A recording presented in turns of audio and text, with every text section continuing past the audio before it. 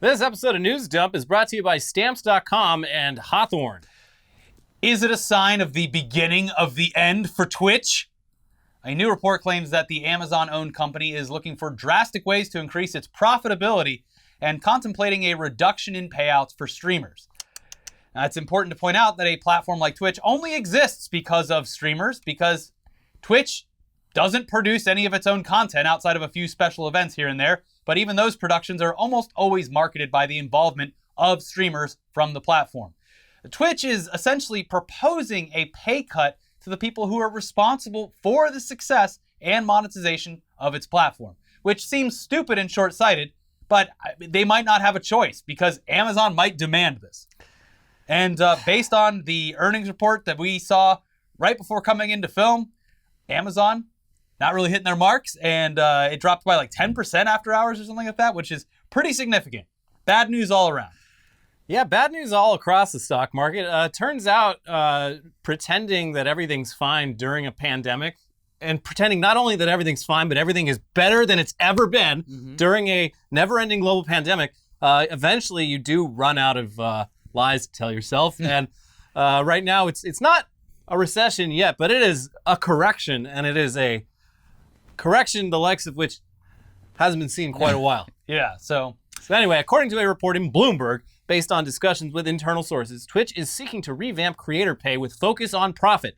The live streaming site wants to promote the use of advertisements, and according to the report, top talent could see a reduction in their share of subscription fees. From the article, the updates under consideration would offer incentives for streamers to run more ads. The proposal would also reduce the proportion of subscription fees doled out to the site's biggest performers, said the people who asked not to be identified because the discussions are private. Some changes to Twitch's monetization structure could be implemented as soon as this summer, the people said. Twitch staff is considering paring back the revenue cut of channel subscriptions granted to the top echelon of streamers in its so-called partnerships program to 50% from 70%. yeah, That's so, a big reduction, Jesus. especially when you have become accustomed to making that amount, and you're talking about streamers who this cut is absolutely significant, but right down to people who are maybe getting by on streaming, or people that do it as like kind of just a fun side gig that gets them some extra cash every once in a while. Maybe people, can you imagine, like you've just finally hit your metrics on Twitch enough that you can quit your shitty day job, focus on Twitch full time. You've done the math, you've run the numbers, and you're like, it works out fine. And then they're like, hey, remember, 20%, we're gonna go ahead and take that. Like, yeah, that sucks. But let's say, for instance, you're a decently large streamer who's bringing in thousands of viewers at any given moment or stream. Currently, top-tier partners at Twitch, they're getting 70% of each subscriber. So it's like, you pay $5, you get, in theory, $3 of it. Tree fitty. People below the big partner level, they already get 50%. So I don't know if that'll change. Hopefully not. But a vast majority of people subscribe at the $5 rate. If someone has 1,000 paid subscribers per month, that means they're currently making $3,000 before taxes. The new rate would cost them an immediate $500 per month through no fault of their own. Scaling this up a bit shows an even greater cut because, as we all know, thanks to a leak of Twitch earnings, a lot of creators do really well. If someone was making $50,000 a month from Twitch subs, they would actually get paid out $35,000 before taxes. And if this new model goes through, they'd be losing an additional $10,000 per month, despite there being no change in their subscriber numbers. And obviously, that gets even greater the more money that they bring in. Yeah. And you don't have to feel bad for these people, but they are getting screwed by a platform that, again, isn't responsible for the content. It's the same thing like anytime major like sports goes on strike. People are like, oh, you're already making so much money. Like, why can't you be less greedy? And it's like, yeah, well, the fucking team owners, they're taking even more. Yeah. And we just want a fair cut of the money that billions. Yeah. And they're selling the jerseys. They're doing everything that produces that profit. Yeah. So they should be compensated in a way that makes sense. Yeah. And like, yeah, with sports and with Twitch, it's like, it's not complicated. Like the data is there. One party is producing the product. The other party is just sort of capitalizing on it. And people like XQC and Hassan are doing better numbers than a lot of mainstream television personalities. And certainly better than CNN Plus. Well, everybody's doing better than CNN Plus.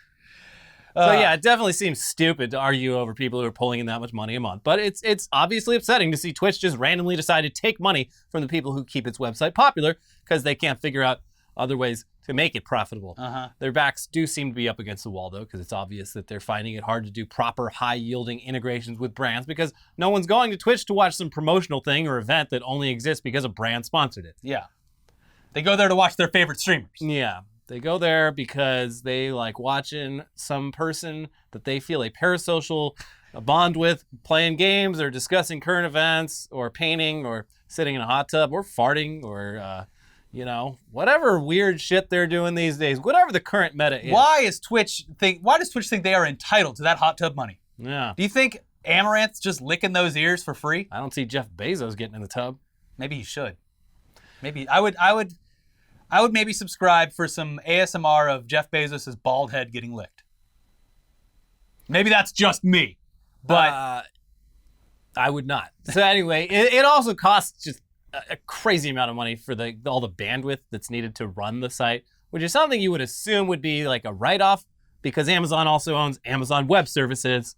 Do a little bit of Hollywood accounting. Yeah, I feel like you can make that goes away. Yeah, it's tale as old as time. You own two businesses and you have them bill each other for services at astronomical rates. And it's like, well, we don't have that money anymore. We spent that. That is a write-off, even though you just put it in your other pocket. Yeah.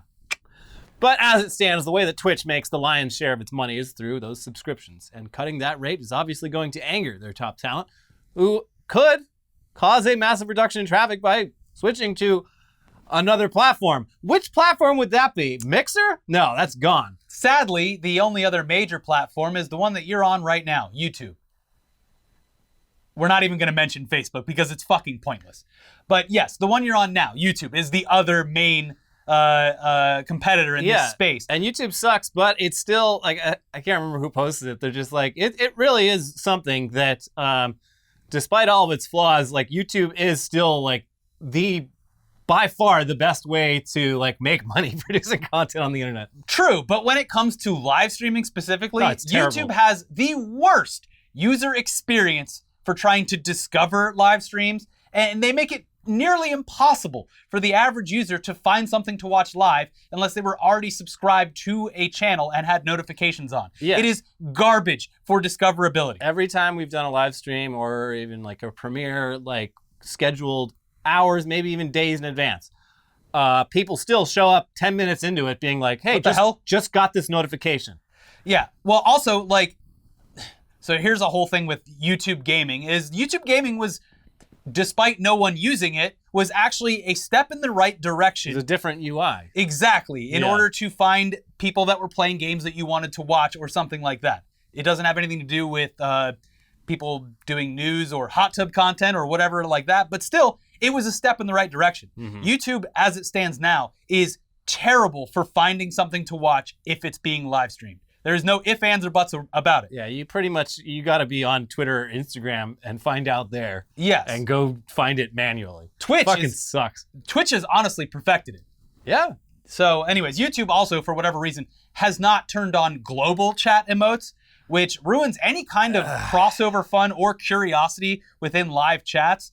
And there's also currently no gifting of subs or memberships, as YouTube calls them, which is a big feature for monetization on Twitch. And the moderation tools for YouTube chat are almost non-existent when compared to what you get with Twitch. It's bad. So when it comes to live streaming platforms, Twitch is far, far superior. But that doesn't mean that YouTube wouldn't jump at the chance to bring more talent over in an attempt to bolster their very weak live offerings. And they've already done it a bunch in the past with gaming talent. But YouTube would have to do a major overhaul to its user experience in order to find ways to make smaller streamers grow organically as well. Because otherwise there will be no sense of community at all and no incentive for people to start streaming on YouTube in hopes that they can make it big one day or make a career out of it. Yeah, there's just, I mean, it's baffling how all these years after introducing live streaming on YouTube, they just haven't even attempted to try the most basic features. Just copy. Like, there's no shame in it if it's actually a good use. Like, and no one will be, no small streamers are gonna make the jump to YouTube, even if the payout is slightly better, because there's no discoverability. Like, you go on Twitch, if you are into a certain type of video game or whatever, there's plenty. You can see everyone who's playing it right now. There's raids, there's all sorts. There's all these features to keep you on Twitch and make you explore and discover new content. YouTube has fucking none of it. Anyway, as for the other ways that Twitch is looking to bring in some more money by leaning on their talent, the Bloomberg report indicates that they're looking into more monetary incentives for streamers, running more and more ad breaks, as well as allowing streamers out of exclusivity clauses which restrict them from streaming and hosting content elsewhere, which seems like an idea that wouldn't really work from a profitability standpoint for Twitch, unless the plan is to end the formerly lucrative exclusivity contracts that existed for the sole purpose of keeping the top talent on Twitch and nowhere else. Yeah. Their top streamers were, in some cases, getting millions to sign exclusively to Twitch during the war between Mixer, Twitch, YouTube, and Facebook, because YouTube, Facebook, and Mixer needed the talent that Twitch had, and the only way to convince someone to stream on a site like Facebook was money. No one was going to be doing that of their own accord. Yeah. So Twitch was basically forced into paying up in order to retain their talent. Seems like those deals might be a thing of the past now, and that kind of makes sense because it's unsustainable. The war is not what it used to be. Mixer, dead. Facebook, again, no one is streaming gameplay to Facebook by they choice. might be, but nobody's watching. So yeah, these new policies, they're still up in the air, I guess, but the report indicates that if enacted, they could be coming as soon as this summer. So make that money. Make the proper arrangements. Get it while you can. Anyways, moving on. Olivia Wilde, you have been served in the most unique, publicly embarrassing way possible. On stage at a film convention in a room filled with theater owners and journalists who thought they were just going to be there writing some articles about all the hot new movies that are coming out. And her film honestly looks pretty good. But these people in the audience were instead given a front row seat to what appears to be the most petty way to deliver court documents ever witnessed. Now, while on stage at Cinemacon this past week, Olivia Wilde was served with court papers while promoting a film that she both directed and stars in called Don't Worry, Darling. And the papers originated from what appears to be a custody battle between her and Jason Sudeikis. Yes, obviously, from the outside looking in, you would have hoped for anyone's sake that this would be a private matter that could be handled like adults, which is why it's so odd that this particular moment was seized upon. Was Olivia Wilde purposefully avoiding this paperwork for an extended period of time? It's possible. I mean, she's a jet-setting celeb. If you're a process server, kind of hard. Yeah, what country? Where is she? Well, I know where she's going to be on this day at this time. She's going to be at Cinemacon in Hall H or whatever. And for the cost of a ticket, I can clear this from my schedule very easily. Was Jason Sudeikis being intentionally malicious, though, by ordering the process server to deliver the paperwork during this extremely public appearance in order to shame Olivia Wilde? And why was a random... here's a question. Why was a random person able to just walk right onto the stage at such an event at all? Yeah. Now, what if he slapped her? What if? I mean, that just happened. And clearly, our stages are not protected. So yeah, should we retroactively go through people's social media profiles and cancel them for dressing up as Ted Lasso for Halloween because Jason Sudeikis is a petty, scorned ex who's mad that his ex-wife is dating a fucking One Direction guy? They're still together, right? I don't know. Hey, good for both of them. Yeah. There's a lot of questions here, and none of them are particularly fun to answer, but here's what we know from Deadline, as well as an updated response from Jason Sudeikis. During the Warner Brothers CinemaCon session at Caesar's Palace, the Coliseum, Wilde was briefly interrupted when an unidentified person approached from the front rows and slid a manila envelope across the front of the stage towards her. "This is for me?" Wilde asked. She retrieved the envelope and opened it. However, like a pro, Wilde was not rattled by what must have been a shocker. With her personal life put suddenly on public display, the filmmaker continued addressing the audience made up largely of exhibitors about her project. After the trailer for Don't Worry, Darling played, it was met with great applause. It is our understanding that the manila envelope marked personal and confidential, which was placed on stage, were custody papers from Jason Sudeikis. Separated since late 2020, Wilde and Sudeikis share 2 children. The couple were engaged but never formally tied the knot. When Deadline spoke to those involved in running the show at the Coliseum, they were unaware how the person got in the building or who they were. In fact, CinemaCon producers just kept the Warner presentation going. So anyway, for his part, despite a few articles and a lot of angry people online, a source close to Sudeikis claims that he had no idea when or where the paperwork was going to be served, and certainly wasn't aware that it was going to happen on stage at CinemaCon. From Variety, Jason Sudeikis had no prior knowledge that his former fiancée, Olivia Wilde, would be served with child custody documents during her appearance at CinemaCon, a source tells Variety.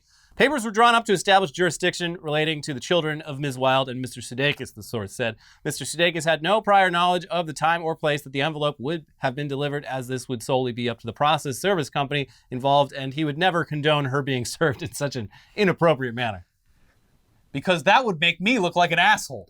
Yeah. And I can't do that because I'm Ted Lasso. I am the face of Apple TV. I'm Mr. Positivity now. Yeah. I'm just a football coach from America who went over to England to coach soccer. It doesn't make sense, but we're all having a good time here. Yeah. So it's all about believing in yourself. It does seem out of character, though it's not impossible that he actually did do this out of spite. Yeah. And that the source, which is clearly his rep, with the amount of detail they went into about this. It would be funny if Jason Sudeikis was actually like a huge prick. Yeah. And we just didn't know. Well, either way, she has been served, and that's that. Yeah. It worked. How else are you going to serve a celebrity? Yeah. You don't know what it has to be like on a red carpet or during an interview. Are they in LA, New York, London? We should have done work for process serving companies when we were doing junkets around the world. Yeah, the red carpet, you're just like, hey, come here. You've been served. With the cameras? Yeah. Hey. Just a big old box of summonses. Now you can't go on stage without getting slapped. You can't go on stage without getting served. It's a really tough time to be a celebrity in Hollywood. So tough to be a celeb right now. Mm-hmm.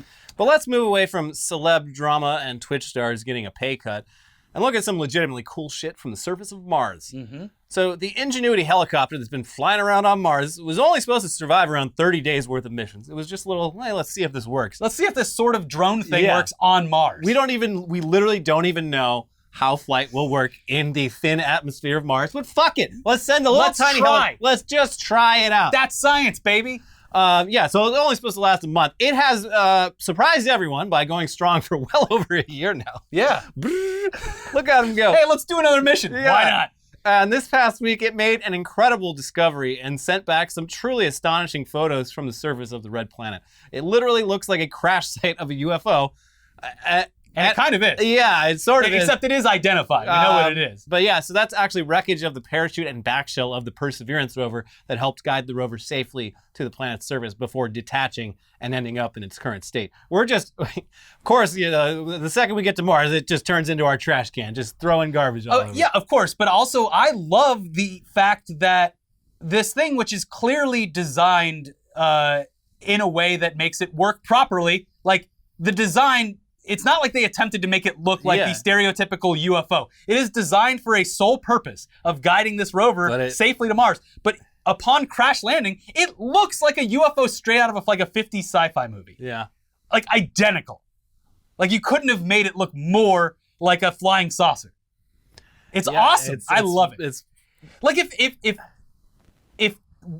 anyone else, humans or whatever, found this and didn't know that it was the back shell of a reconnaissance rover or whatever, they'd be like, these are fucking aliens crash landed here on Mars. They actually exist. Yeah.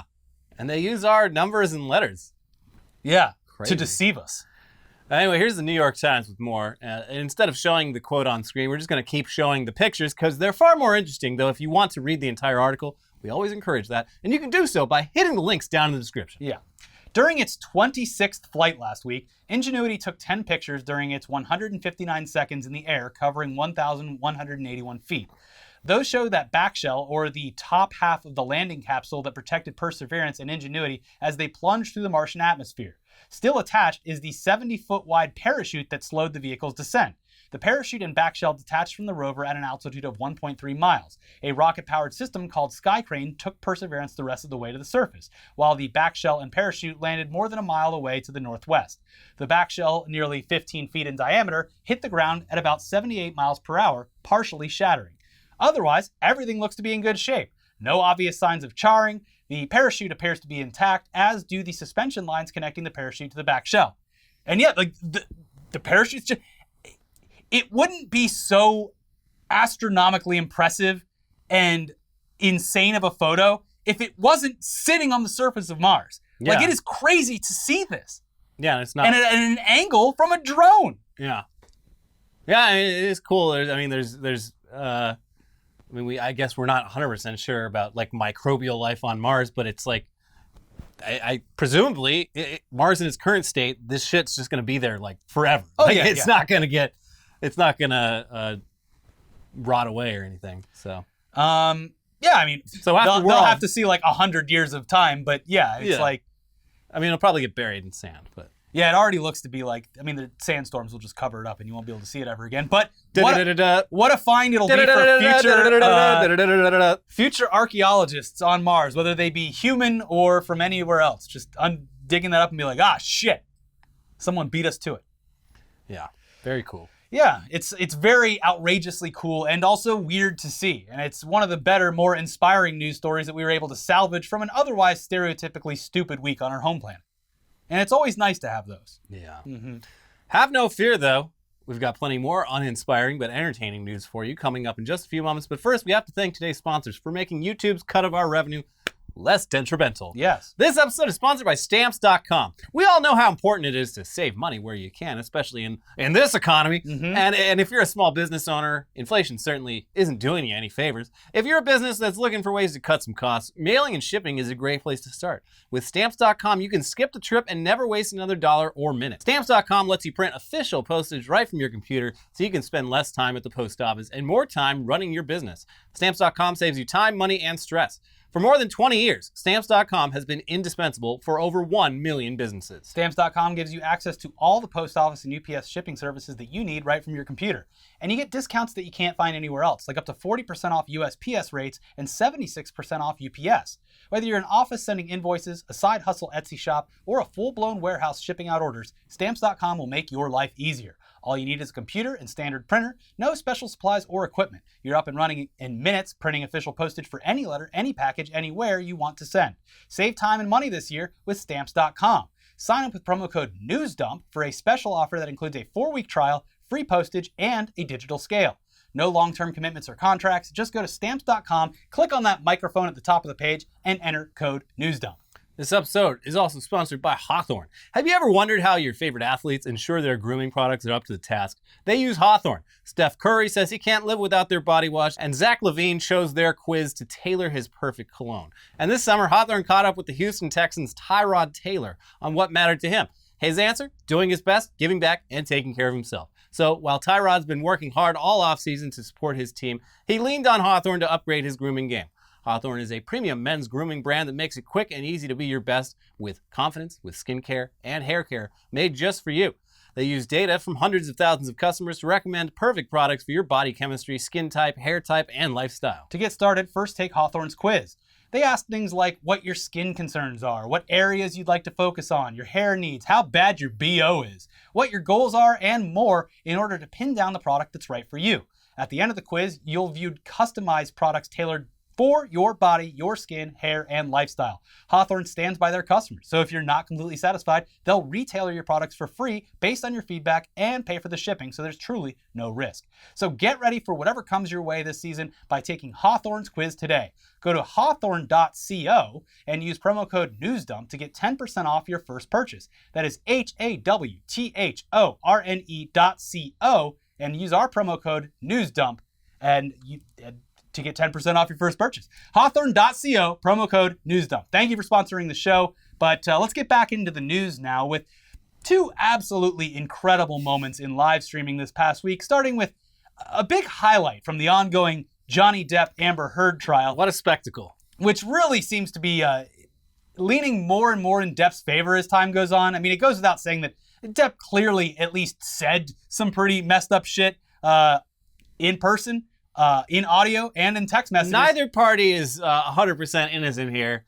But Heard looks one of pretty them fucked up. Might be a sort of bumbling old man who has a long history of, addiction issues, which is, not great, especially for the people around him. The other person seems like a fucking sociopath. Yes, and violent. Yeah. Mentally and physically. But yeah, the evidence provided against Heard for her part it seems pretty clear that she was involved in some mental and physical abuse. And it's pretty damning, the stuff that's being shown. And the way she's acting up on that stand, too, is just like...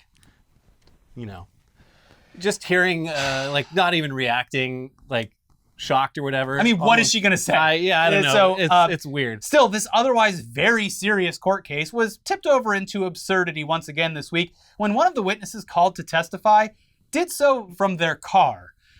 Alejandro Romero was the front desk attendant at the building where Johnny Depp and Amber Heard lived during their relationship. So he's a vital witness in this case, but was apparently only available remotely. So Mr. Romero provided his statements to the court while in the driver's seat of his car and also while constantly hitting his vape, eliciting laughter throughout the court as well as from Depp himself as he answered. And he was hitting that vape hard too, just smoke going everywhere. Oh no, I'm parked right outside the courtroom. I could have been there, but I got to do my clouds. Look, I'd be stressed in court too, and if you're in the comfort of your own vehicle and you are already a vapor, the stress would lead you to vape. Yeah. Yeah. So he was. People were in the courtroom were laughing at this man in his car vaping while answering questions under oath. Johnny Depp thought it was funny. Yeah. He was answering questions about timelines of events with responses like, I don't remember. I don't even remember what I got for breakfast. In between taking giant fucking cloud vape hits. So the testimony really peaked though towards the end of questioning when Romero started driving his car while answering questions in a truly surreal scene that even appeared to break the brain of the judge presiding over the case. Sorry, I got places to go. Yeah. I'm almost out of juice. Literally, and without a seatbelt too. Just drives away while answering the questions. Just you can see the buildings going by in the background. It was illegal probably, but also really funny. So finally the judge ordered the court to lunch before sitting in silence and collecting her thoughts with a very confused look on her face before finally saying, that was a first, with Heard's attorney adding that it was the most bizarre deposition ever. The best and part this is in a court case where just days earlier they were talking about Amber Heard taking an amber turd in Johnny Depp's bed. Yeah. So it is totally meme GIF worthy.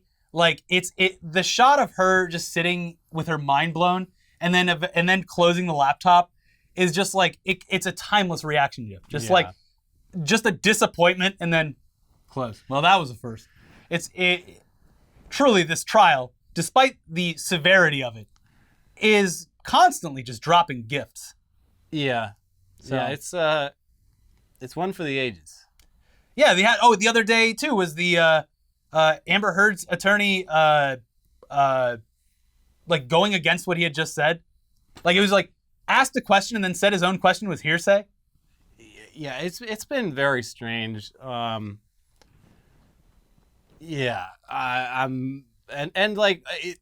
regardless of the outcome of this trial, just a defamation. Regardless of the outcome of this trial, if you take one step in any direction online, Johnny Depp is the clear winner of this, regardless of anything else within it. It's there's assuredly some astroturfing going on, but in general, this is being viewed as a win for Johnny Depp. Yeah. Anyway, in another truly bizarre appearance this week, if the name Ron Watkins rings a bell for you, it's either because you've been following the coverage of QAnon over the past couple of years and your brain is basically Swiss cheese at this point like ours, or you're a resident of Arizona's Congressional District 2 and have seen the ads portraying him as some sort of badass cowboy who's going to save the country from woke ideology if he's elected. So Ron Watkins has had a pivotal role in the QAnon movement through his work as an administrator on the website 8kun, and also many people believe, with plenty of evidence, that Watkins, he might be Q.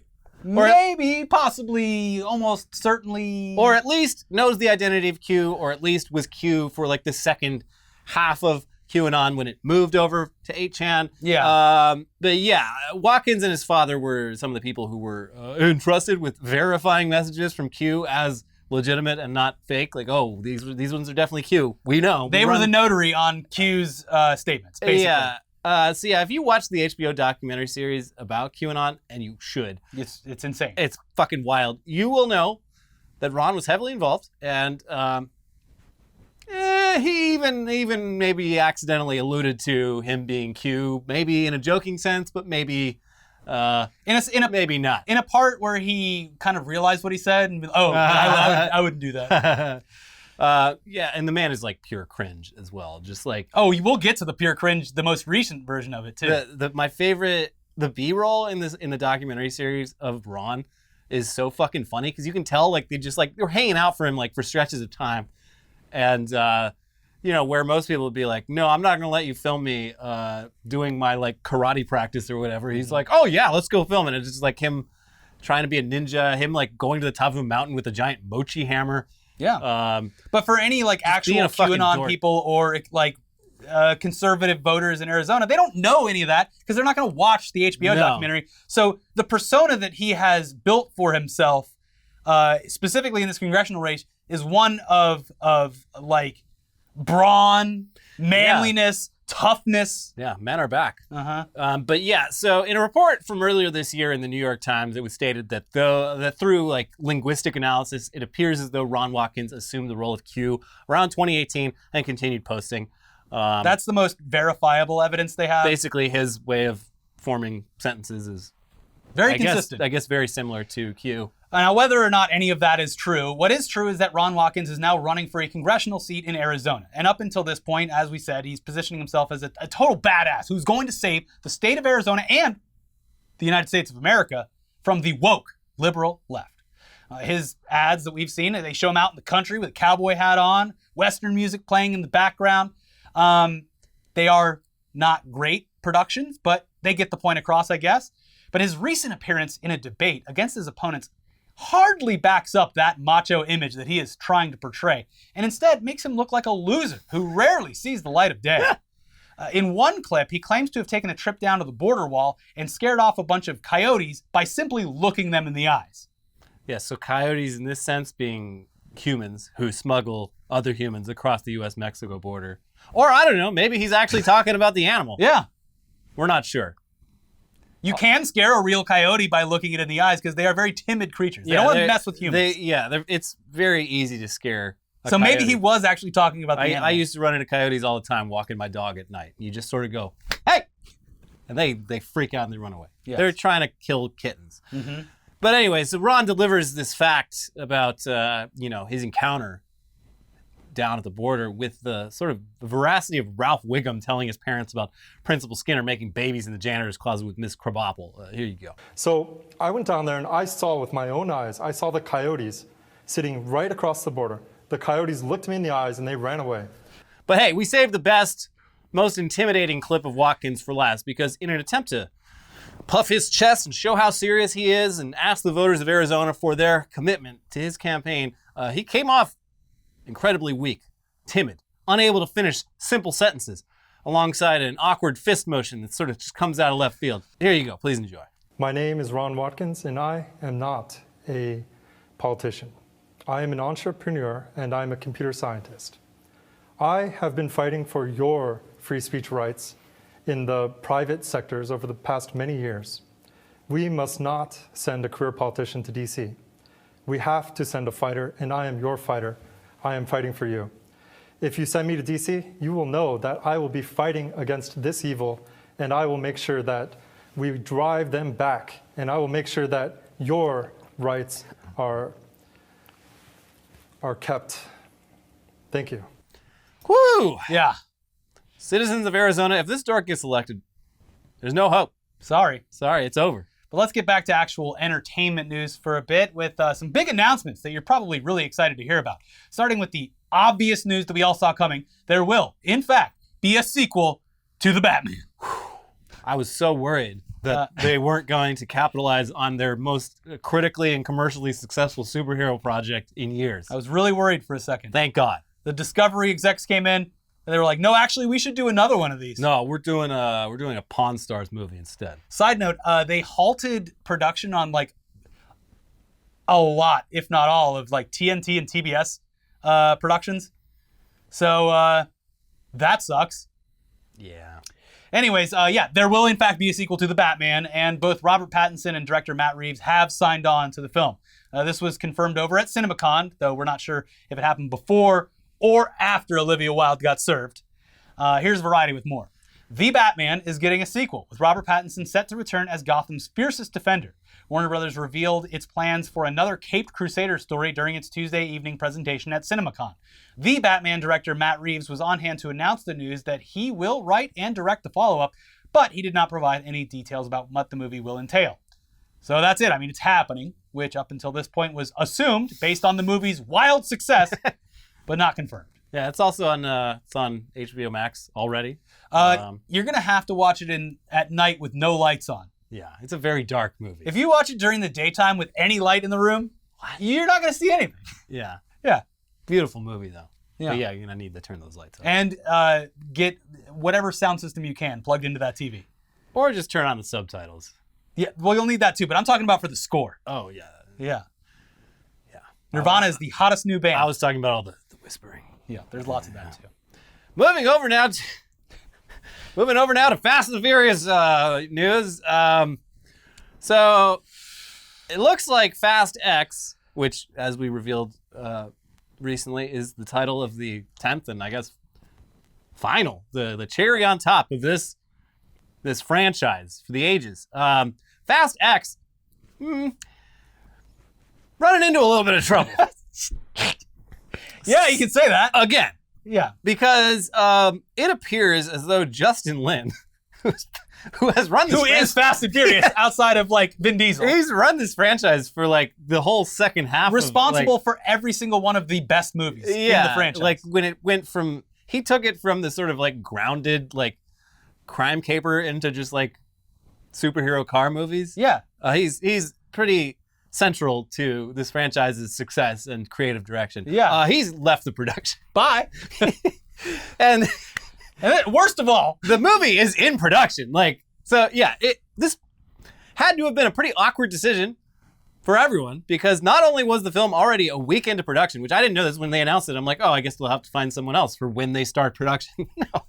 They're already a week into production. And this news comes right after Vin Diesel himself posted a video to Instagram featuring Justin Lin that felt weird at the time, but in retrospect is fascinatingly odd and very cringy. Yeah. And we need to get the body language expert out here. What is going on here? Justin Lin seems extremely uncomfortable. It's sort of like a hostage video. This is like if Vin Diesel was holding you hostage, this is the video he would shoot. It feels on the same level of Vin Diesel pressuring The Rock to appear in things because he'd be letting his own children down. Yeah. It's like, well, Justin can't quit. I just had him on my Instagram in front of my millions of followers saying that he's happy. There's some weird emotional manipulation happening here. Why is Vin Diesel allowed to constantly get away with this? He is clearly, at least from the outside looking in, I'm not saying with any kind of actual certainty, but this seems to be a pattern of emotional manipulation. He's a very strange person, and yes, there's him and like Tyrese. Like, I think Tyrese learned it from Vin, but yeah, they have this weird like, I don't know, it's weird. Like, does Vin Diesel post a lot of videos of him and Justin Lin like, hey Justin, tell him how good the movie's gonna be? Like, it's weird that dropped like days before the news that Justin Lin is quitting. Yeah, and this, like, just look at the saga between him and Dwayne "The Rock" Johnson, and how his side of everything throughout that entire saga. Man, you're really letting a lot of people down right now. Like, he tries to rally his fan base, to put pressure on whoever he wants to get something out of. It seems, okay? It seems. Also, it is a very odd video for the very fact that it should be obvious to anyone who knows his actual height that he is clearly standing on some sort of elevated surface. Either that or Justin Lin's like 5 feet tall. But I don't think he is. It's the same thing where he posted the thing about The Rock and made himself bigger. It's odd. That's all. You know what? That's all. I'm sorry, Universal. We have friends there. It's just odd, it's okay? Just a little bit weird. And I'm sure the movie's going to be great because it doesn't need to be anything more than it already is. But it's odd. Anyway, let's watch that clip together so you can know what we're referring to here. And then we'll go into Variety's breakdown of it and the news about his departure. Here you go. What do you think, Justin? Week 1. Just finished week 1. How does it feel? Feels like the beginning of an epic ending. Is it fair to say that this will be the best one? In my heart, yes. As Diesel grins into his selfie camera, Lynn, seated and seemingly uncomfortable, nods his head as he tries to find the right words. It feels like the beginning of an epic ending, Lynn says flatly. Just his eye movements alone in this. Beginning of... He shrugs his shoulders, too, and he's like, it's good, right? I believe in my heart that it is. On the surface, Lynn was referencing the planned back-to-back filming of the action's franchise's 10th and 11th installments, which are purportedly meant to conclude the saga of Diesel's Dominic Toretto and his Fast family. Instead, Lynn, who has helmed 5 of the franchise's 10 installments, was perhaps accidentally foretelling the end of his time at the wheel of Fast X. Just 4 days later, the 50-year-old filmmaker announced that he would no longer direct the movie. Quote, with the support of Universal, I have made the difficult decision to step back as director of Fast X, while remaining with the project as a producer, Lynn said in a statement posted to the movie's official social media handle. Lynn's exit was reportedly amicable and chalked up to, quote, creative differences. But leaving a multi-million-dollar franchise days into production has put Universal in the rare and unenviable position of finding a replacement in time to make their planned May 19th, 2023 theatrical release date. And I don't think that's going to happen. Vin Diesel's going to direct. He's going to direct, and he's going to cast himself He's going to... as Triple X. Yeah, he's going to... Yeah. Vin Diesel's going to direct, star in a double role, and he's finally going to get to do what Justin Lin never let him do, which was sing. He's going to have multiple musical numbers throughout the movie where he sings popular songs. We don't need a composer. I'm here. Because that's another... Vin Diesel's so fucking weird. I don't know if he still does this, but like for a long time on Facebook and Instagram, he just posts like selfie videos of him doing like karaoke. Like, and he's not a great singer. And I hate doing like nothing but Simpsons references, but it's my cultural touchstone for everything that I've learned as a youth. But it is very big Kirk Van Houten, borrow a feeling vibes. Sorry, everyone. I grew up on The Simpsons. It's all I know. Yeah.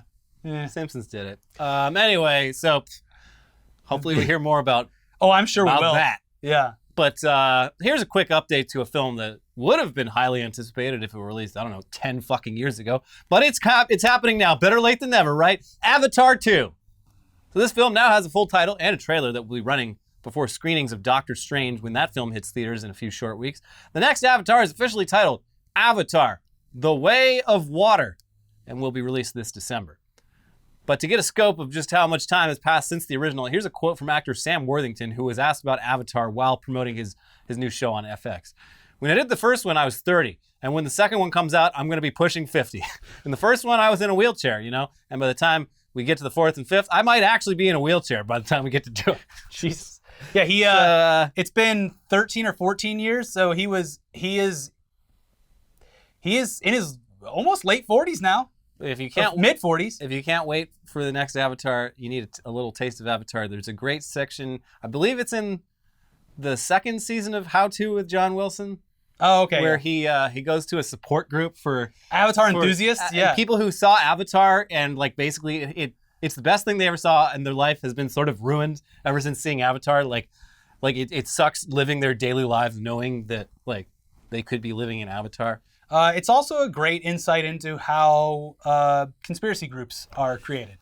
Yep. Because these people literally found a community in a very niche topic and are thriving in it. Yeah. Which is how every conspiracy group operates. But anyways, we're sure that Avatar 2 will at very least be visually stunning, but there's no telling whether or not it'll be able to come close to the box office success of the first. It's essentially been an entire generation since its release. There will be people who will take their kids to see this who will be like, my parents took me to see the first Avatar, and I'm taking you to see the sequel. And like the lasting legacy of Avatar is it's the most profitable movie ever made, but hardly anyone remembers like what happened in it. Yeah, it was this weird thing. Pretty derivative of a million other movies. And the reason it was so mind-blowingly successful was that it was the reintroduction to 3D in theaters. And it was, at the time, a technological marvel as far as CGI was concerned. Yeah. So it had the mix of like being a technological feat that you had to see to believe, while also being a return to, and the cause of, a terrible renaissance in 3D filmmaking. Yeah. Yeah, it really was. Yeah. I'm glad we're done with that. We suffered for half a decade through bad 3D movies because of Avatar. Yeah. Anyway, finally today, E3 be damned. Xbox and Bethesda, which is now owned by Xbox, are doing a big showcase this June anyway. Because, as we've said time and time again, the actual E3 show is irrelevant in this day and age when it's incredibly easy for companies to just live stream their own announcements or upload the trailers themselves. And that's why E3 is fucking canceled. Until next year. It's just this year's. We'll see. Anyway, so this Microsoft Bethesda event will take place on June 12th, and Microsoft says this show will feature amazing titles coming from Xbox Game Studios, Bethesda, and our partners around the world. The Xbox and Bethesda Game Showcase will include everything you need to know about the diverse lineup of games coming soon to the Xbox ecosystem, including upcoming releases to Game Pass on Xbox and PC. Yeah, and it'll be That's pretty much all what I would have expected them to talk about. But it'll be interesting to see if any other publishers or developers follow suit and host their own showcases during the week that was supposed to be E3. And I don't think anyone would be surprised if that's the case. President Biden, you need to declare that week Gamer Week. Gamer Week. I think that would be great. And if he wants to get the midterms to go in the Democrats' favor, he's going to have to make it Gamer Week. Yeah. But yeah, it's like you would assume Sony's going to do something. Like Devolver has probably been cooking up a show of their own. Like they just release a pre-made show every year anyway, so why wouldn't they? And theirs is always entertaining. So I could definitely see this becoming its own thing. Yeah. Which doesn't bode well for the return of E3 next year. I don't think it's coming back. They just need to pivot into a straight-up fan convention because that's the only way it's going to survive in any capacity. But PAX has been doing that for 20 years and does it way better. True. But this one is in sunny Los Angeles. Yeah, at the lovely Los Angeles Convention Center. Yeah. Right off the 110 freeway. Easily accessible by multiple terrible freeways. You won't see it clearly in front of you and still take a half hour to get inside of the convention center. You could technically jump off the freeway and be there in less than a minute, but boy, is it going to take you a very long time with dozens of missed turns. Wait, I just passed it. How could it be the other direction? One-way road? What? Yeah, it sits at a really odd place. Anyways, we'll keep an eye out for more announcements based on this. But hey, here's an announcement. All of the merch that we've ever made, whatever's left of it is now on sale. Everything must go. Everything must go. And I've already checked on a couple things, and I was going to order some stuff for us to keep here at the studio. Sold out in sizes that I wanted. So it is actually moving, and you can have one last crack at getting any of these shirts and pins and whatever else is on there. There's a link in the description below, but it's internettoday.3blackdot.com. Link in the description. 30% off everything right now till it's gone. So check that out. Thank you if you have bought a shirt. Also, new on the channel, not that we would make you do this, but if there's a midlife crisising billionaire out there who wants to just throw some money away, you can now tip our videos. Oh, we finally got the tip button. We got the tip button. It only took like a fucking year. Yeah. Thanks, so Susan. You can click on the button and you can just give us money for this video. Hey. I did it to test it the other day, and animated hands came up on the screen and clapped over the video. Hey. But then it actually, I didn't want it to do this. I didn't know that it did this, but it posted from my personal account that I gave $2 to my own channel. Cringe. Embarrassing. Yeah, sorry. But yeah, that's available now. If you're rich, please don't give us money for any other reason unless you want to join by contributing $5 a month, and then you get some emotes. Yeah. And people can see that you're a contributor to the channel. But yeah, it's there if you want it. I'd say get a shirt, but do whatever you want. In the meantime, watch our most recent videos over here. We have all of that lovely Elon news from earlier this week over here, and we went this entire episode without mentioning him, so you're welcome, but maybe he'll be in Weekly Weird News. And we also have a previous episode of Weekly Weird News here. We'll see you soon for that episode of Weekly Weird News, which I hope won't include Elon, but it might. Like the video, subscribe, we'll see you soon. Bye-bye.